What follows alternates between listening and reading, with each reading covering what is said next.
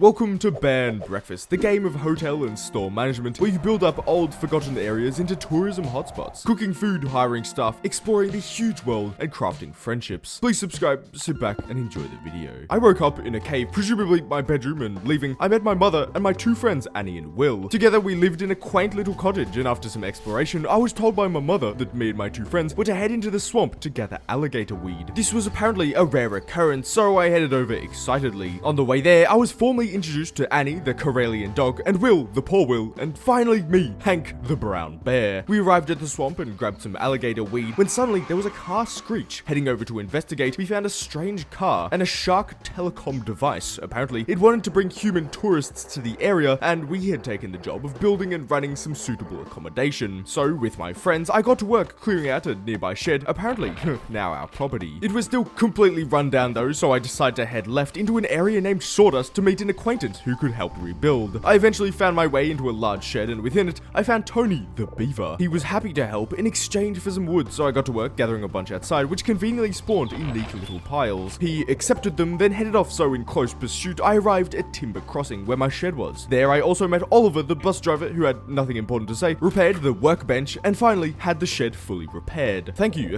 Tony, the mole rat. Looking to make the shed livable, I made a bedroom, placed a bed, crafted a front desk, and placed it too. It was truly coming together. So I returned to the shark, who told me to decorate the place and reach prestige 2. Basically comfort 2 or something, but I had no idea where to find any decorations. Wandering around, my question was quickly answered by a trash raccoon named Took. He owned a trash bin and was happy to trade valuables, a currency found by foraging around, with decor. Buying a whole bunch, I returned to my shed and placed it all down. I still didn't get prestige 2, but was interrupted by Tony, who wanted to repair the travel kiosk across the road. I had a look at the building, bought some decor, and placed it down, reaching my prestige goal. The shark had nothing more to say, so I had a look at what Tony wanted for the kiosk. The first thing was a book on spelling, so I headed home and checked outside, headed inside, checked all the rooms, but found absolutely nothing. Understandably, completely giving up, I instead headed into Oliver the bus driver's room and stole his pen, then stumbled through Sawdust until I met a ranger named Sabine, and again, stole her computer. Her watchtower was very nice though. My main goal was still the book on spelling, so I returned to my house where I was sure it would be. I explored the kitchen, Annie and Will's room, my room, headed all the way back to ask Tony the groundhog, who unsurprisingly had no idea. So I once again returned to the house, where in the last ditch effort I hid the walls, revealing a pile of books containing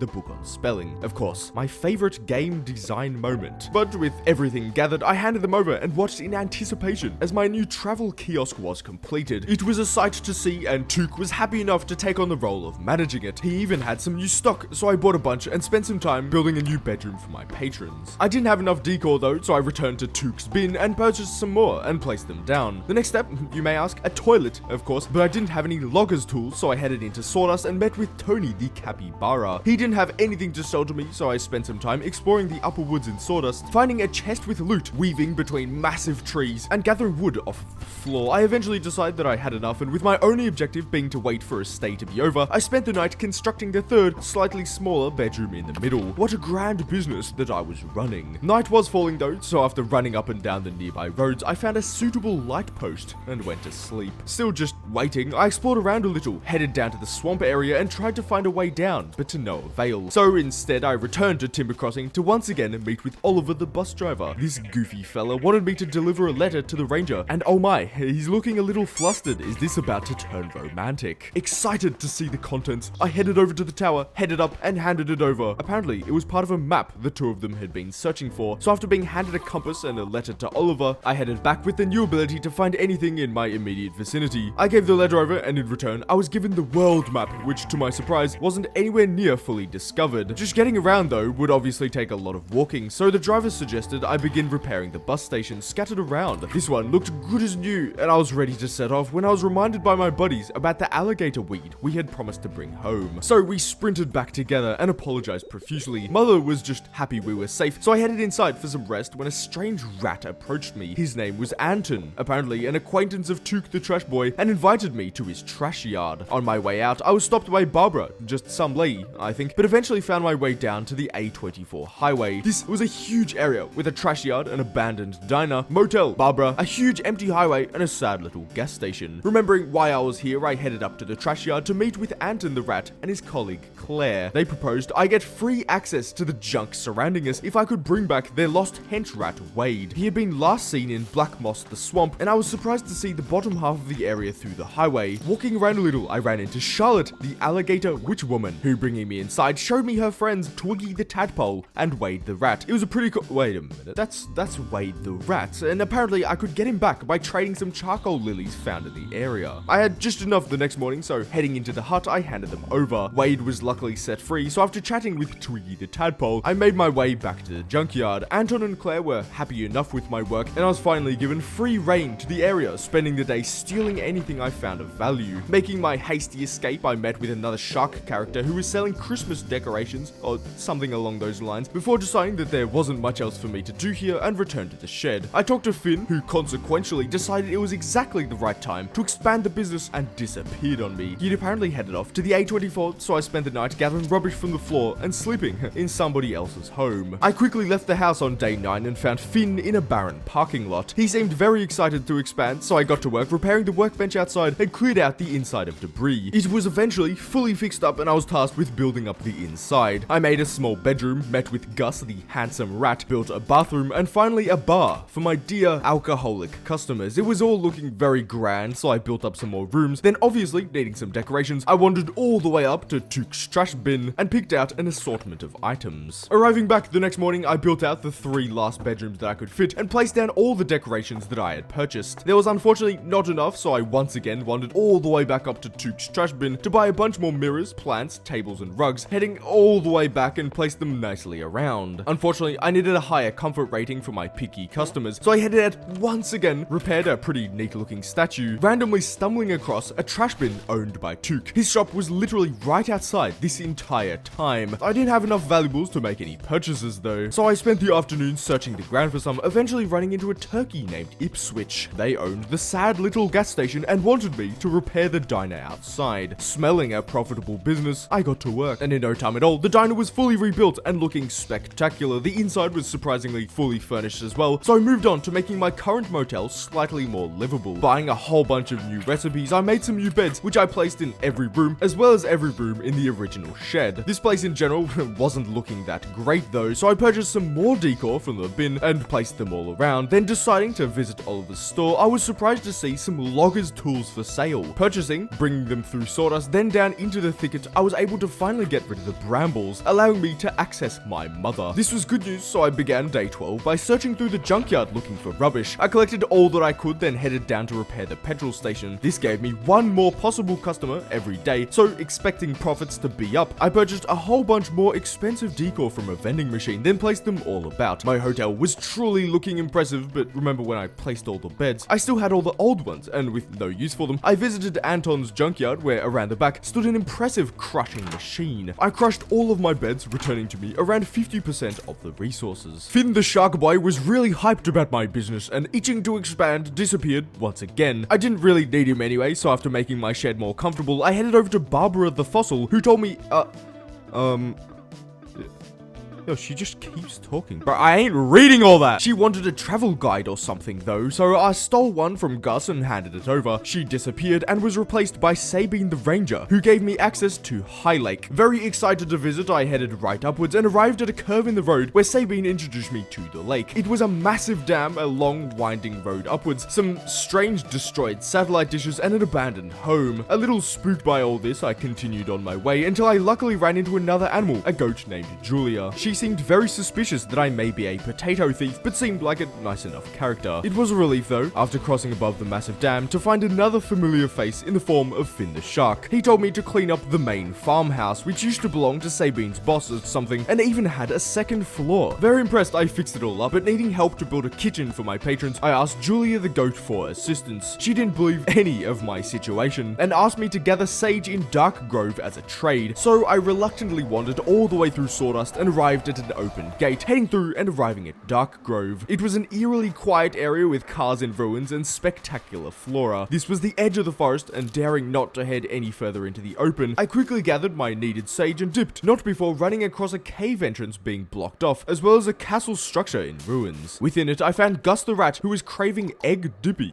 which was my job to cook apparently. My comfort was not high enough to be livable for most customers in my larger hotel, so I got to work placing down a bunch of better items, as well as little mirror tables, footrests, and wreaths. But I did still have some sage in my inventory, so I hurriedly headed up when I remembered meeting with Julia the goat and finally winning her trust. With the knowledge she bestowed upon me, I got to work building a dining area and filling it with buffet tables, dining tables, and chairs. But of course, I needed a place to cook the food now, so after picking some vegetables from the garden out back, I constructed a small kitchen and filled it with appliances. I was tasked by Julia to cook some mashed potatoes, which I boiled up in no time at all, and some mint tea, which was also a very easy task, quickly placing them in the buffet tables, readying the place for visitors. I also purchased all of the available recipes for the future use, but needing the spent funds back, I took the bus over to the A24 and spent the night attending to the attendees. Now, if you'll remember, Gus wanted some egg dippy, for which he would surely give me something awesome in return, but unfortunately the recipe asked for some eggs and some bread, neither of which I had any idea on where to find. What do we do when faced with such a hardship? Brute force, of course. I spent the entire day literally walking anywhere, hoping to find some eggs in a tree or something, and some moldy bread behind a bin. I had no such luck, unfortunately. Nothing in the swamp, nothing in the thicket, nothing in my house, nothing in Sawdust, nothing in Tony's house, nothing in the A24, nothing in the gas station.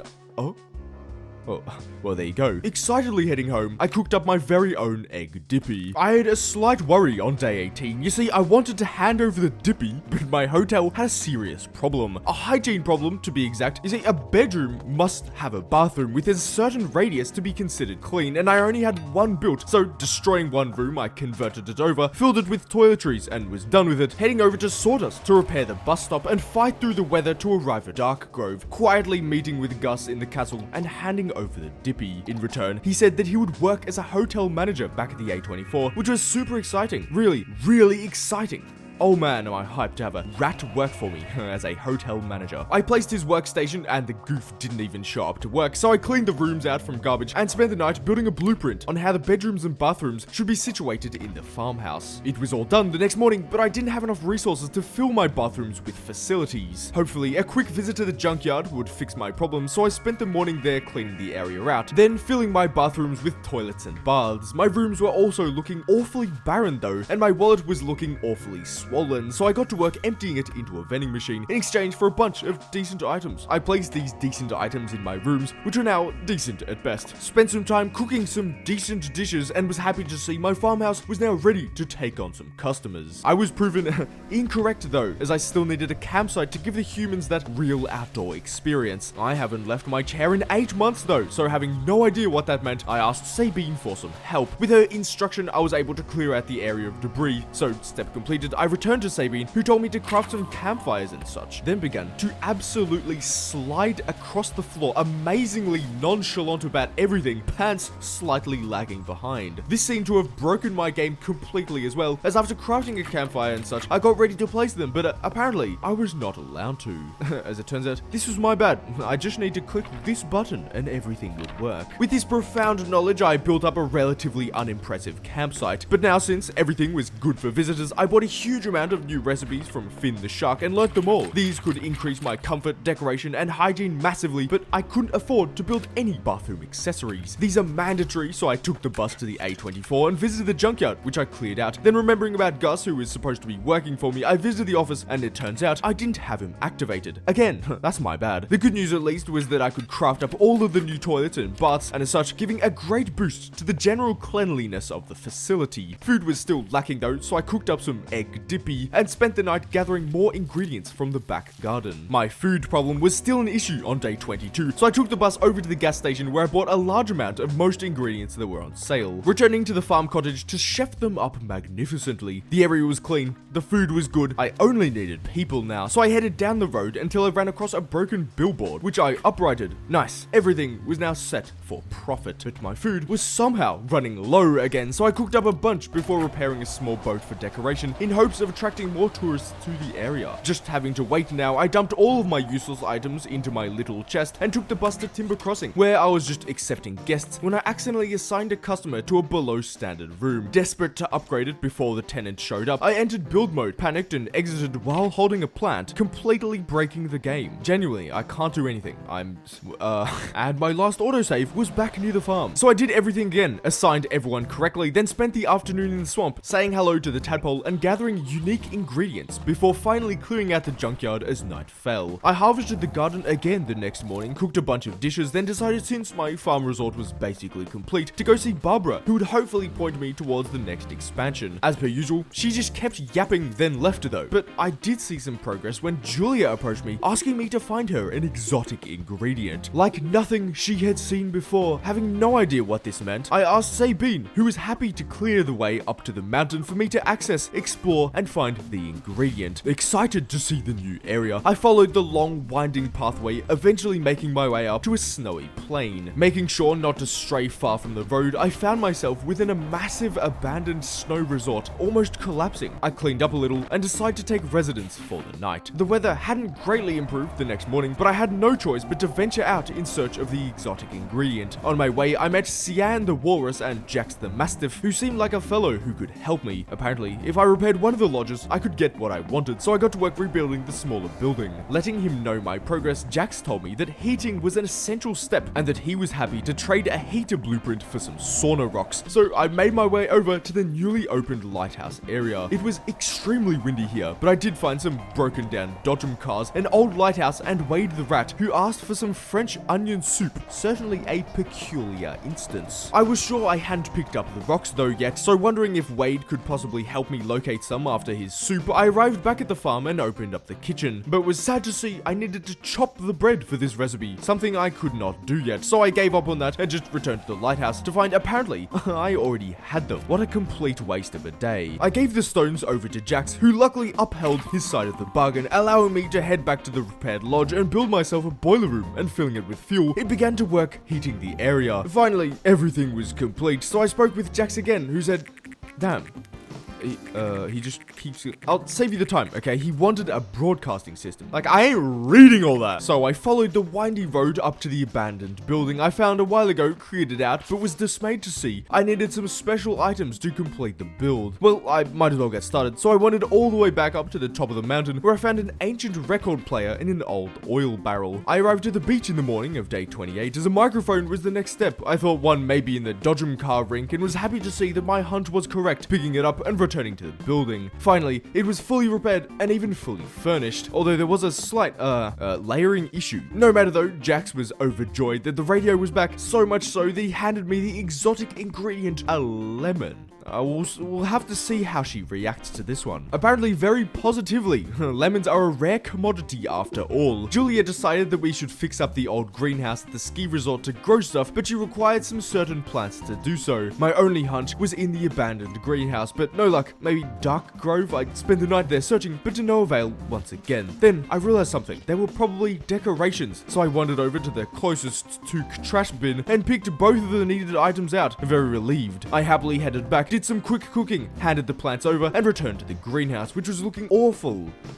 dapper. The inside was filled with all kinds of vegetables and fruits, which would surely boost me along with my culinary journey. Julia was also very happy with the news, unlocking a huge amount of new resources for me to buy, as well as new cooking facility blueprints. This was the most exciting part, so I built up a new cutting board and headed inside. French onion soup was so close. I needed to simmer as well, so I built up a new stovetop, and finally had everything I needed. My 2 soups were perfectly cooked up. I excitedly ran back to the lighthouse, handed the goods over to Wade, who proceeded to quit his job at Anton's and work for me instead as a garbage man. So I set him up in the hotel with Gus, proudly watching my fully automatic business. I headed over to the lighthouse the next morning as Barbara wanted to meet me there. She yapped on about a radio receiver which was still at the top of the lighthouse, so I entered, collected everything, and made my way to the top, descended and handed the thing over. She listened, then ran off, giving me nothing in return. Oh well, it's fine. I expect to be rich written up in her will. My little shed was still not good enough to satisfy all my customers, so I got to work replacing the beds with huge king-size ones, at least those that would fit, before collecting my greenhouse and getting to work building a basic layout for the smaller lodge. I eventually finished and it was all very space efficient, but I didn't have enough wood for the divine beds that I wanted, so I spent the night gathering wood in sawdust. To make absolutely certain that I wouldn't need to head out again, I arrived at Winterberry, this area's name, and picked up all of the available wood. Obviously, I needed resources other than wood as well, so I bussed over to the A24, checked on my rat employees, then raided the junkyard. With all of this done, I was happy to see I could easily craft up all of the furniture I needed for all of the bedrooms, dining area, kitchen, and my brand new lounge. Now, these items increase the comfort, but not the decoration, so I emptied my valuables wallet at Tuke's Garbage. I had a decent amount of decor, but with my funds dwindling, I headed over to the vending machine to check on some stock, purchase some towels for the bathrooms, and return to my almost completed lodge. I filled every room to the brim with plants, rugs, and paintings until I hit Prestige 5, and happy with my work, I leisurely cooked to enjoy my downtime. I thought that everything was complete, so I checked out who wanted to stay, but saw something devastating. My rooms were 12 degrees Celsius, half of what was expected from a luxurious hotel. My boiler was on though, so it just wasn't strong enough, so I asked Jax for help, who told me to meet Barbara the old lady. So hoping Barbara could fix all of my problems, I met her in High Lake, where she pointed me in the direction of Pinefall, another huge area with a broken bridge blocking another piece of land and with an abandoned village residing neatly inside. I headed over to her house and asked about the boilers, but she just wanted me to repair the entire village. Now, as much as this did sound like an exciting business venture, my snow lodge still wasn't complete, so I decided not to make any promises, instead returning to my soon-to-be newly open travel destination and simply adding another boiler. Filling them both with fuel, I watched on as it worked wonders, making my lodge finally fit for human inhabitation. This was meant to be luxury though, so I bought even more decor from Tuke, adding a little coffee table and a light in each room. And finally, my magnum opus was complete, and inviting some customers, I moved on to my second and more impressive magnum opus, the second lodge building. Step 1, clear the inside. Step 2, gather the resources to fix it up. Luckily, I only needed screws, so I spent the night scavenging in the junkyard. A little birdie had told me that Oliver had new stock for me, so I headed over to his store and was amazed to see some prospector gear for sale, used to remove stone blockages. So I bought some and ran over to the closest applicable area I knew about, the Dark Grove Caves. Fighting my way through the harsh weather conditions, I arrived at the stone pile, removed it effortlessly, and carefully entered. There was a cave entrance, then a locked door needing an iron key, blocking a mine entrance. I headed into the cave and was met by a large area, another door needing a rusty key on one side, and the other pathway looping all the way around, past some pretty cool environments, a door that needed a fuzzy key, past a bridge I needed to repair, and arriving at the other pathway back in the main cavern. I had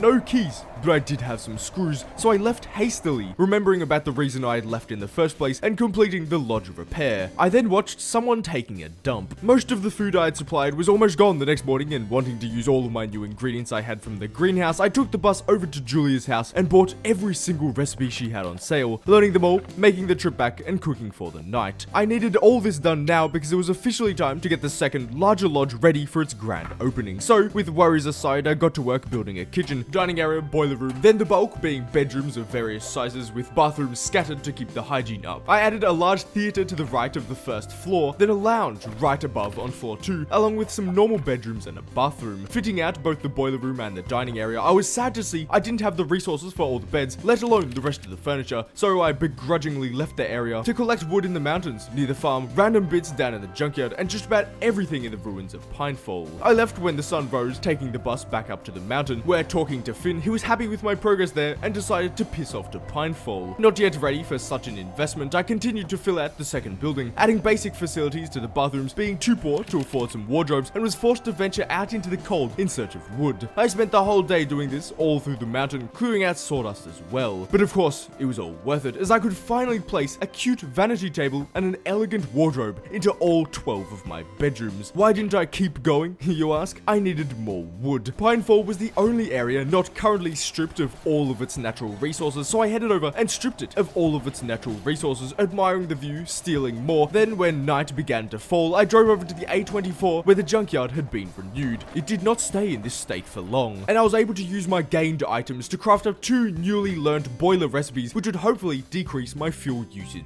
rate. I placed a small footrest into each of my bedrooms, basically calling them complete in terms of furniture for now, since I needed to move on to firstly the lounge on the second floor, which I decked out with sofas and such, as well as the cinema on the ground floor, which I can't lie, looks a little dead. My main goal was to fix this, so I bought a bunch of coffee tables and didn't even touch anywhere but the bedrooms, filling them with rugs as well. I wanted even more though, so I spent the entire rest of the day searching around for garbage on the floor to exchange with Took. I continued this quest on day 42, searching the lighthouse and timber crossing for any rubbish left by the humans. You may be wondering why I was so desperate. Well, you see, I needed only 20 more valuables until I could just get the last of the plants I needed and be done with it. There was nothing around though, so I took the bus back up to the mountains, and surprise, surprise, where there were humans, there was rubbish. So I bought the final plants and placed them neatly inside, and still completely disregarding the dead cinema, I got to work cooking so my business could sustain itself. Something that wasn't very sustainable though were my boilers, old inefficient things, so I got to work reorganizing that tiny space I had given myself in the lodge to fit the 2 brand new ones, hopefully lowering the overall fuel cost of my empire. But do you remember my food sustaining speech? Well, I had almost run out already, and wanting to get ahead of the curve, I harvested the greenhouse and the little garden. Then using the more expensive equipment I had gotten back on the farm, I got to work cooking a huge amount of dishes. Then wanting more customers, I repaired an old machine in the snow to hopefully attract some. This alone would never be enough though, so finding another statue, I saw it needed a prospector's kit and headed downwards. While I was leaving, I took the opportunity to gather a bunch of fuel, which spawned near each of the bus stops. Then after buying the gear from Oliver, I repaired the final bus stop in Whitestone Bay, or the lighthouse place. Happy with this accomplishment, I forgot all about the statue and used my kit on removing some stones leading downwards. Wandered through and was met by a new area by the name of Beachside. So far, there wasn't much for me to do down here, but it was pretty to look at. But this feeling did not last long as I returned to my lodge to find that I could have Gus and Wade work for me at all of my businesses at the same time. All of the potential lost funds will haunt my dreams for the rest of my life. I quickly fueled up the next morning, then began my quest to set up each of the areas for infinite success without my presence. My Winterberry lodge would be the toughest as I had to monitor both food and the boiler rooms, so after buying some ingredients, I got to work cooking up on the farm. I cooked until nightfall as I needed this to last a while, until I came back at least, so I was relieved when I was finished, squeezing in time to set my employees up in timber crossing that day as well. The farm was my next step, but unfortunately I also needed food to continue making good money in reviews, so I cooked even more, then was hit by a revelation. Not once in all of this time that Wade had worked as the trash rat on the A24 had I collected his earnings. So I excitedly headed over into the hotel and oh my, this is truly a lifetime's worth of trash. I happily began spending back at the lodge on some lamps which I placed down, then some more lamps which I once again placed down. I was very happy at this point as I thought that all of my staff were working proficiently. Now I say that because little did I know, I forgot to tell Gus which rooms to sell and he ended up selling none of them. So I got to work informing the goof that he could use any of the rooms in any of the places, finally getting everything automatic, except for the food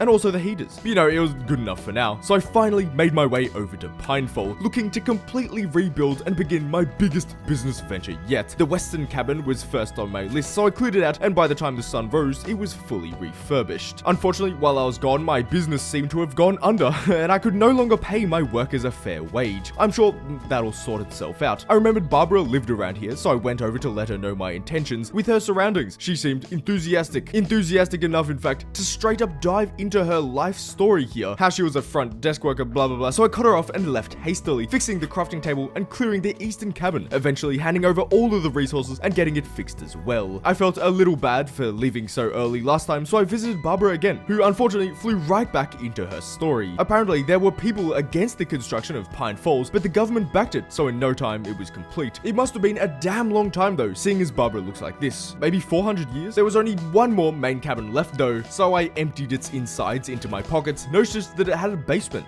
so that's something. Then repairing it completed the main 3 cabins. Of course, Barbara couldn't miss out on such an event, so I talked to her again, but was surprised to see her story taking a morbid turn. There were fundamental problems with the business model and the citizens were angry, but the regime in power would punish anyone who stood up. Pushing back only turned to violence, and eventually Pine Falls collapsed. This was truly heartbreaking, but I was feeling like some pasta, so I promptly left and bought some from the turkey. Now that my Pine Falls adventure was over, I returned to my farm resort, but was sad to see all of the food had run out, and a long time ago at that. As such, the reviews were tanking. Not wanting this to continue, I ended Gus's contract, here specifically, until I got a chef worker or something as to protect my business name. But heading to the A24, I suddenly remembered something. Barbara had given me a strange item before I went off to get pasta, so I showed it to the gas station turkey, who told me to see Charlotte the alligator, who told me to gather 50 charcoal lilies, so I collected all 50 charcoal lilies, handed them over, and was finally told what the item was. A feather. Not wanting to see Barbara's face again today, I fixed the old bridge crossing the swamp and decided, since it had been a while, to visit my friends and mother in the thicket. There was a concerning sight the next morning. I don't know what to think of that. I had my feather artifact though, so I headed over to Pine Falls and said hello to Barbara, who told me I could display it by building a museum. I decided the Eastern Cabin would be a great place and planning to make the second floor fully a museum. But to have visitors, I needed customers, so I built up 3 luxury bedrooms and a bathroom. Then opening up Finn's shop, I bought and learned the blueprints for a bunch of new expensive bathroom and bedroom furniture. The problem with this was that I didn't have enough resources to craft any of it, so I made my way over to the A24, hoping to find some goodies in the garbage. I came out empty-handed, but I did run into Ipswich the bird, who asked me to cook them up as spinach stromboli. I happily obliged. I wanted to get cooking, so I entered my farmhouse and realized something. I had actually been paying my employees Gus and Wade their full wages for working even at the places I didn't have open. So I hurriedly headed over and cancelled their contracts, sad about the funds I had lost. But no point in crying over spilled milk, so I returned to the farm and checked Julia's stock, bought the stromboli recipe and got cooking. Unfortunately, I needed flour and some new sauteing equipment. At this point, thanks to my overpaid employees, I was completely broke and couldn't even afford the blueprints for the kitchen equipment I needed. Molding just a little bit, I filled the bedrooms and bathrooms with the stuff I had accumulated and built up a utility room. I had made 100 gold in the morning of the 53rd, and needing almost 20,000, I needed a plan, and I made one. It basically consisted of working full-time at the Double Ski Lodge Resort in Winterberry, cooking and maintaining until I got the needed funds. So I got to work cooking up a feast, knowing my future as an entrepreneur depended on it. There was a lot to cook, so I gathered some ingredients, welcomed the small amount of customers starting to drift through, and returned to the farm where I stole from the garden again and got to work meal prepping. By day 55, my resort was officially back in full swing, filled up with customers, so I happily took the day off. First, grabbing all of the valuables Wade had grabbed for me, digging vigorously through the junkyard, still looking for bed silk, and ended the night with a pretty full inventory, subsequently dumping most of it into my bear stash. This was because returning to the A24 the next morning was on my agenda, where I could grab all of the low-level furniture I no longer needed and throw them in the massive recycler. It took a while, but I did get a solid output, taking the bus back to Winterberry, where I continued to just cook, then harvest, then cook again. I was hopefully nearing the end goal at this point, taking a quick visit to the junkyard for my future plans in Pinefall, checking on my diner, emptying the greenhouse, and take a look at the funky little thing I'm doing right now. I'm walking forwards, but I'm facing backwards. I was truly losing it at this point. Luckily for me, day 58 was the final day of my suffering, so I harvested both the greenhouse and the garden bed, cooked 36 citrus peach cooler, picking some apples and clearing out the larger lodge. I was making bank every single day, my reviews were sky high, and everything was turning out perfectly. So the next morning, I faithfully left, and with my large amount of funds, I set my sights on opening Pine Falls once again to the public, finally purchasing the expensive kitchen equipment I wanted. Beginning by replacing one of the bedrooms with a massive kitchen, I filled it up, opened the cooker, and realized I'd forgotten the flour, which I'd spent beforehand. This damn bird better be worth it. I quickly snagged some, returned to the industrial kitchen, and finally, after tens of days, I cooked up the spinach stromboli. Running back to where Ipswich resided, I excitedly handed it over. He seemed very pleased, yapping for around a December millennium, then told me to meet him over in Pinefall. Apparently, the bird had decided to open up his store right here in Pinefall with some new very exciting stock, such as the silk I needed for the expensive beds. This was great, and with stores nearby and a huge lump of spending money, I began the Pinefall Rehabilitation Project. Starting with the bedrooms, I fully kitted them out, slightly disappointed to see that the walls actually blocked most of my hard work, but begrudgingly moved on to the diner, which I decided would share the upstairs area with the museum. I filled it with expensive buffets and tables, along with a single chair, as I couldn't afford any more. It was looking great. I just need to build the museum and the area would be ready to open. Oh, never mind, I was too poor. I spent the night getting the place ready for customers, as an unfinished resort is better than no resort at all. Food was currently my only main downfall, so I cooked a bunch of expensive pasta, and wanting more seats in the diner, I headed down to the A24. There I cleaned out the junkyard, but finding none of the luxurious silk, I just bought some from Ipswich and returned, placing 2 more down near the tables. But the whole area was now looking awfully bland, so I spent some time going through Tuke's garbage, picking out some good stuff, affordable thanks to Wade the Rat's hard work, and filling out the diner as night fell. I wasn't quite happy with it, so I added another window and fixed up the benches before finally deciding, since I had the funds, to construct the museum. Procrastinating filling it with artifacts, I spent some time upgrading the main hall of the cabin, crafting and placing down the 5 holders and laying in my feather. Oh my, is this my first patron? The first person to look at my feather? Barbara Polly wants to know about this, so I headed over and informed her, to which she responded not with gratitude, but by asking for money. 50 grand to be exact. I may have to put her on hold, but I couldn't escape from responsibility forever though, so I headed over to the shed looking to upgrade, saw I couldn't thanks to the guests, turned off Gus and headed for the A24 while they headed out. This place would be the main hub for profits as it could be run completely automatically. My plan, upgrade the decoration and comfort for each room, upgrade the reputation and let the money flow in. I begun by replacing the bathrooms with much better ones, emptying the old bedrooms and replacing the furniture with new, higher quality ones, which was an expensive procedure for both my inventory space and my wallet. I needed some decoration though, so I emptied the junkyard and recycled a bunch of the old, useless furniture. It was decoration time, so I carefully picked out the right amount of the right items, then placed them perfectly in each room. My aim with this was to keep an elegant symbolism while increasing the comfort rating. I added some rugs, plants, paintings, wreaths. Yeah, okay. To be honest, I just wanted comfort, but it had worked. The rooms were now perfect. The next step was reputation. Upgrading this sign here. You complete the quests it provides, and it increases the money, pickiness, and bragging rights of this establishment. I had a quest that involved waiting, so I left. Arrived at Timber Crossing, where someone was still bunked, so I cleared the junkyard in anticipation for the renovation. Decided on a whim to visit the swamp, where I met Twiggy the Tadpole, who asked me to get a video game named Day in the Fields. Checking my bear stash, I did have a game disc, infinite games, but no games. No bacon either, unfortunately, so after checking the beach arcade looking area as well as Oliver's shop, who seemed like a guy to play Day in the Fields, I gave up, kicked some guy out for staying too long, and got to work rebuilding the small shed. I constructed 4 large enough rooms, luxury beds and desks, noticed that the guy I'd kicked out had left a sour view, added paintings, tables and lights. This place was coming along well, and that night, I declared it officially back open. I was back to digging through trash on day 66 as I wanted to find another artifact. I had no luck though, but remembering that Charlotte could turn junk into valuables, only asking for lilies, I got to work exploring the swamp and picking out all that I could. With a solid amount in hand, I approached the alligator, who had nothing to say at all.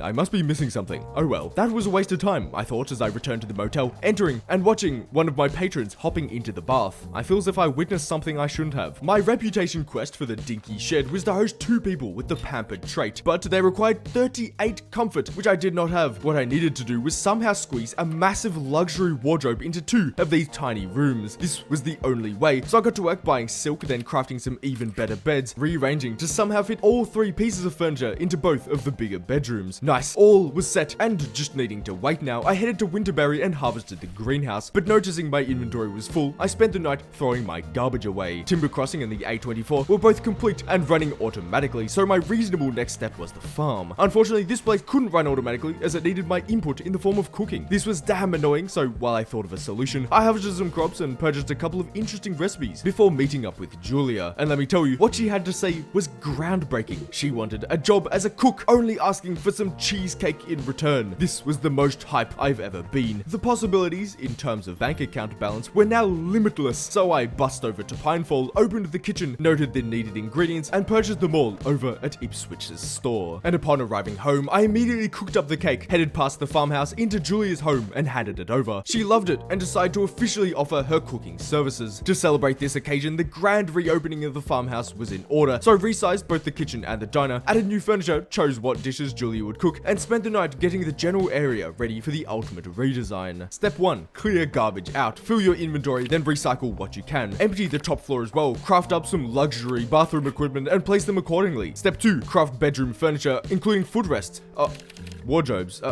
Taking a quick break, I headed to the A24, where I recycled a bunch, then traveled to Sawdust, where I picked up an abominable amount of wood. I also met Tony the Groundworm, who asked me to deliver a small bear carving. Very interesting stuff, Tony. Step 3. Buy a bunch of silk, emptying your wallet, then clear out the junkyard. Return to the farm to decide what items is needed, then spend the entire day out collecting wood. Generally, clear out High Lake, then travel to the mountains as well, where you once again leave nothing out of your possession. You will continue this the next morning, and upon reaching an arbitrary, satisfactory number of planks, Step 4 dictates you fill out the empty bedrooms with the new, fancy furniture, place down some nice decorations, buy a whole lot more, and throw them down, basically completing the area, except for the 6 wardrobes that I needed, but was too wood poor. floor. To counter this, after clearing the junkyard, I headed to Sawdust, but was disappointed to see the wood had not yet reappeared. I did though clear a massive stone wall, giving me access to the other bank on the Pinefall River. There was nothing much here, except for a chest and a cool little statue thing. I repaired the bridge the next morning, collected a bunch more wood for wardrobes in Pinefall, Sawdust, and in Winterberry. Then arriving back at the farm, I crafted my royal wardrobe recipes, placing them down, officially completing the area. I turned on all of my workers and looked forward to the profits that I would make. Everything was looking great, so I decided to head over to the A24 as I hadn't visited for a while. But when I arrived, there was something grand waiting for me. A quick cozy sweater for getting the maximum reputation I could. Wow, Hank is looking awfully dapper in this fit. No time for dawdling though. I have 50,000 gold to make. The shed, motel, and farm were all automatic, so the obvious next step were the snow lodges. Getting this place up to scratch though would be a whole nother story. Each piece of luxury furniture was difficult to craft, and I needed to fill 18 bedrooms with this stuff. So, a little overwhelmed, I decided to begin my journey with the top floor, a decent little 4 rooms. I cleared them out, noticing the strange room-sized hole, and tried to fill it. It didn't work for some reason, and this door, by the way, says it has to be placed on a wall. But upon placing it on a wall, it says it can't be placed on a wall.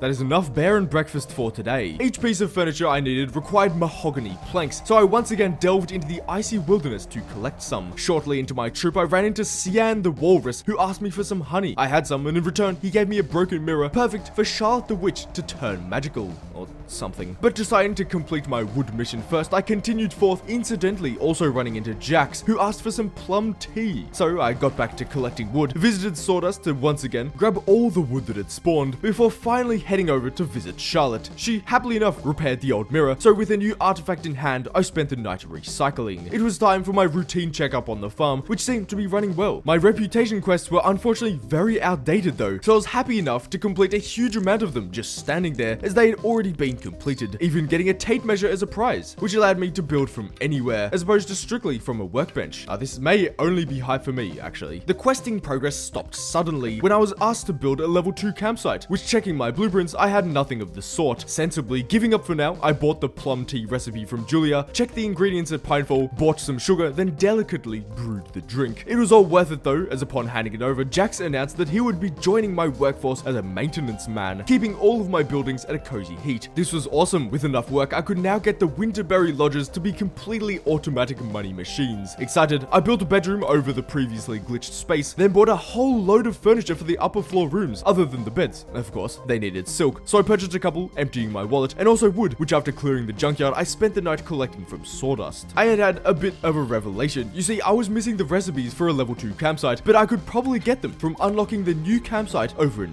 Pinefall. So taking the bus over, I rebuilt the area and was rewarded for my efforts with 3 new level 2 recipes. So I quickly bought them and learned...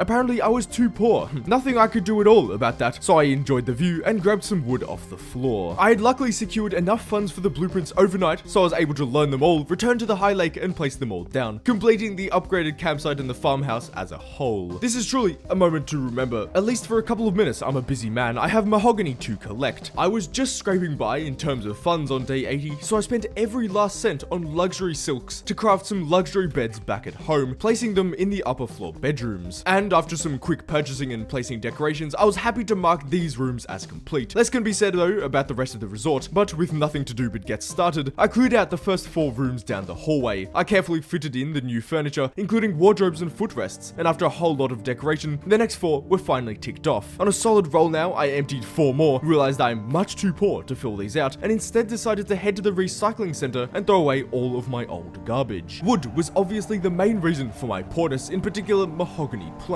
Luckily, having explored most of the map by now, I had a whole lot of different areas to collect from, including Sawdust, Winterberry, and Pinefall. When I had enough, I returned to the under renovation resort and placed all of my new beds, unfortunately still needing more mahogany to complete the rest. After visiting Sawdust quickly to gather some wood, I headed over to Timber Crossing to check on my business, and I was happy to see it had also reached maximum reputation, giving me a goofy shirt. It looked considerably less swag than my sweater, so I took it off. Then arriving back at Winterberry, I harvested the wood off the floor store. Then with my riches, I fully completed the furniture and decorations of the bedrooms and was crafting some new bathroom items when I was once again in need of mahogany. This was, though, luckily the last mahogany I would need for Winterberry. So with spirits high, I visited Sawdust, which was completely barren, instead heading back to the Winter Lodge, which was barren. Finally finding my way to Pinefall, which luckily had some timber. And so finally, the Winterberry Lodge was once again ready for opening. So I quickly set up all of the stuff, paid their salaries, and officially reopened. I was rewarded from this by Finn, who gave me a cabin button, which allowed me to access the staff and info to all of my resorts from anywhere. The next reputation upgrade, though, asked for a level 2 lounge, so I set my sights on that. Unfortunately, I should have set my sights elsewhere, as the lounge blueprints were completely unaffordable. So swiftly moving on, I remembered about my artifact and placed it in the museum. Then on a random thought, decided to make a campsite here. So I diligently crafted a fire, some chairs and some other gear, set out the area, and realized that this too was completely unaffordable. Swiftly moving on, I returned to a more financially stable area, the farm, and got a little worried about some bad reviews, but decided to ignore them like any great business owner, and instead headed to the upper right corner, where I found a passage to another map area, which required a jeweler's kit to access. To be honest, I didn't even know these existed. I still couldn't afford the lounge blueprints the next morning, so in the meantime, I decided to stock up on mahogany in preparation of the grand reopening on Pine Falls. I cleared out Sawdust, then headed to the Dark Grove, where I found nothing but herbs. I was, though, reminded of the K system here, so entering, I wanted to find at least one of the 3 keys blocking the key areas. So I searched around and ultimately found nothing at all. Needing to make up for my catastrophic failure and seeing my fund count return to the positives, I happily bought 3 lounge blueprints, emptied the old room, and realized I needed silk. Begrudgingly returning the old furniture to its original place, I took the bus down to the A24, where Ipswich resided, purchased a bunch of stuff, and returned, completing my new wonderful attraction. But as much as this was cause for celebration, the smaller building had yet to be touched, and with an ever-dwindling supply of mahogany, I collected all that I could. But you know, even wood collecting causes burnout, so needing to recover, I found an achievement I wanted that asked for all of the bear statues to be repaired. I began with a goofy-looking one in High Lake. There was nothing but an outhouse I repaired in Timber Crossing, nothing in the swamp, and when I was about to give up hope, I arrived at a very promising-looking pile of ruins in Pinefall. It asked for some prospector's gear, so I took a visit to Oliver's store and bought one, returning quickly to repair it and receive my wonderful achievement. I remembered a strange request I'd been given, dubbed Bag of Bowls, which asked for a small bear statue. Presumably, I could find one in Tuke's Garbage. I headed to the nearest outlet, bought one, and took the first bus over to visit Tony the Beaver. In return for the statue, he understandably handed over a bag of bowls.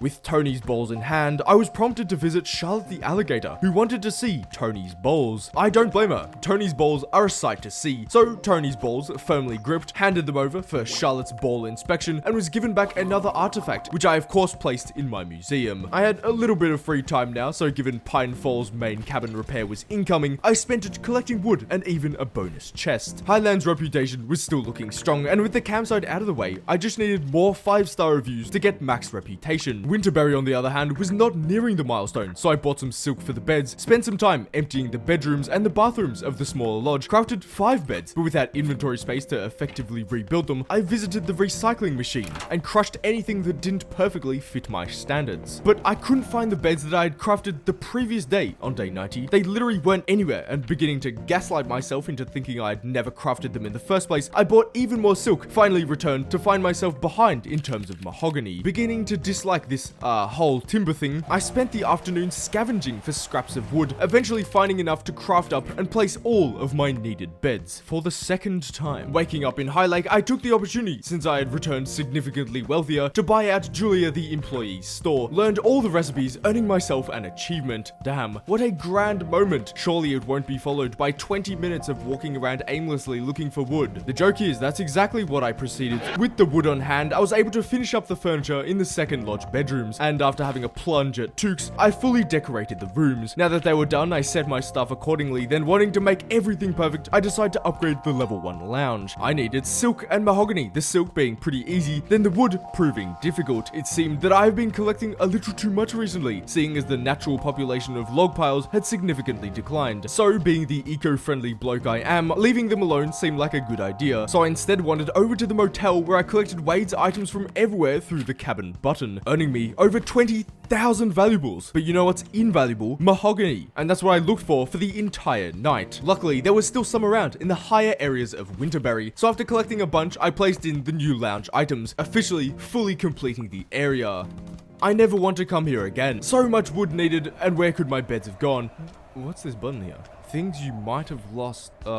Well, seeing as I had a head start on the first cabin, I spent some time sketching out the layout of the first western cabin, then the southern cabin, placing in some beds, and completing the bathrooms. And of course, needing wood, I was once again forced outside to forage for it. This work continued well into the morning of day 94, but at least there was some good news waiting at the other end, in particular the fact that the farm had hit maximum reputation, giving me these goofy ski pants. Wait a moment. This may in fact be even more dapper than the sweater, donning my new yee ass fit. After collecting a whole bunch of wood, I descended into the basement of the southern cabin, completing the bedrooms and the massive lounge that dictated most of the top floor. I even got started with the diner, but unsurprisingly once again ran into wood troubles. Wood from down in Sawdust, then up in Winterberry, as well as silk from Ipswich were collected the next morning, and after digging through the trash, I returned to Pinefall to faithfully complete the diner, and after expanding the boiler to fit the new heating system, I was happy enough to officially add the southern cabin to the staff's responsibility. And while I had been busy over at Pinefall, my lodges in Winterberry had hit maximum reputation, giving me a comfortable beanie. Very cute. Hank is now truly iced out. He still isn't mahogany'd out though, so I collected some more, then cleared out the junkyard, taking the opportunity while I was here to recycle, then spend some time getting rid of useless items and offloading food into my stash to clear out my inventory. Finally, it was time for the western cabin, so with my hard-earned wood, I crafted and placed the needed beds, before realizing that I didn't have enough for even the wardrobes. As such, my poor bare legs had to haul me through Sawdust in the worst weather imaginable to collect the damn stuff, luckily being worth it in the end, in the form of bedroom completion, and the call for once again more wood. I built up a quick diner the next morning and completed the basic bedrooms completely, except for the strange mirror tables. But I didn't have time for that, as Finn the Shark needed to speak with me. He wanted me to open an arcade, and seeing as I had currently an empty dead one in the western cabin, I made a visit to Oliver as I was asked to. We chatted about unlocking a bunch of games, so I excitedly returned to the Pine Falls, put down my one arcade machine, and talked to Finn. And unfortunately, this would be the very last time we see Finn the Shark, the helping voice guiding us from the very beginning ever again. He's gone off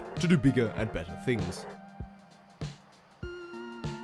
I, though, still had 2 more days, so after spending the morning of the first one collecting wood, I finally fully completed the bedroom's furniture, bought some decoration, filled them out, and officially called the Pine Falls Resort complete. And as such, it was a 100. I first repaired the rusty tractor outside the Pine Falls entrance and decided to build up the campsite, as I'd wanted to back when I was poor, filling it out with decorations, adding some final touches to my cabins, and wanting to see my mother and friends for a sentimental goodbye. I headed over. Meeting them, they all seemed happy enough. Thank you all so much for watching. Please subscribe, as I'm trying to hit 100,000 subscribers at some point. Like if you want part 2. And overall, I rate Bear and Breakfast a solid 7.5 out of 10.